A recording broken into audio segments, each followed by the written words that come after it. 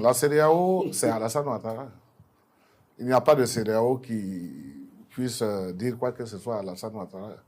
Donc c'est le patron de la CEDEAO, c'est lui qui décide pour la CEDEAO. Si la CEDEAO décide de s'investir, il s'investit. Voilà. C'est ça la CEDEAO aussi, la loi du plus fort. La CEDEAO, c'est celui qui peut diriger les contingents, les bataillons, ou bien c'est quoi il a dit, vers d'autres peuples comme le Niger, mais pas contre lui-même. Donc aujourd'hui, si le président Alassane Ouattara décide de repartir conquérir le pouvoir, c'est les Ivoiriens qui l'ont béni pour ça. Puisque lui-même, il a dit qu'à 75 ans, alors, briguer encore un mandat, et il a même demandé aux Ivoiriens de faire pardon, de ne pas le tuer.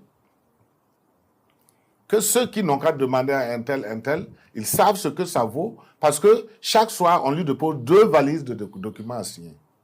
C'est ce qu'il a dit. Pour dire que la souffrance du président, ce n'est pas fait pour un homme de plus de 75 ans. C'est lui-même qui l'a dit aux Ivoiriens.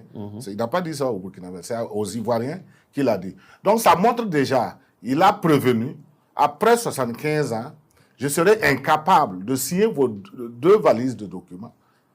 Et je n'aurai pas cette tête-là à pouvoir gouverner votre pays et vous risquez de me tuer si vous me mettez toute cette charge-là au dos.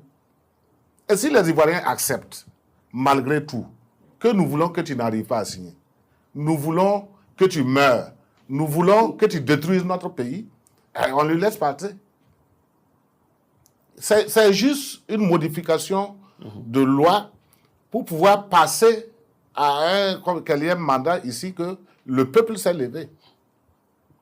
Ce n'est pas que... Quand le peuple ne veut pas, ça ne passe pas. Mais si aujourd'hui le peuple ivoirien assiste, comme je ne sais pas, personne ne viendra d'ailleurs les sauver. Personne ne viendra d'ailleurs sauver le peuple africain. Nous, on parle pour parler. Nous ne pouvons pas aller sauver le peuple ivoirien des griffes d'un vieux dinosaure. Ce n'est pas possible. Et aujourd'hui, ce qu'il se fait, c'est parce qu'il a une force derrière lui. Et cette force-là fait peur aussi au peuple ivoirien. C'est qui? C'est l'armée française. S'il n'avait pas l'armée française derrière lui, l'armée ivoirienne est suffisamment intelligente. Il a démantelé l'armée française. Cette même armée qui a quitté Port-Boué, c'était pour berner les Ivoiriens. C'est la même force qu'on dit que ça se trouve à Bouaké. C'est pas parti loin.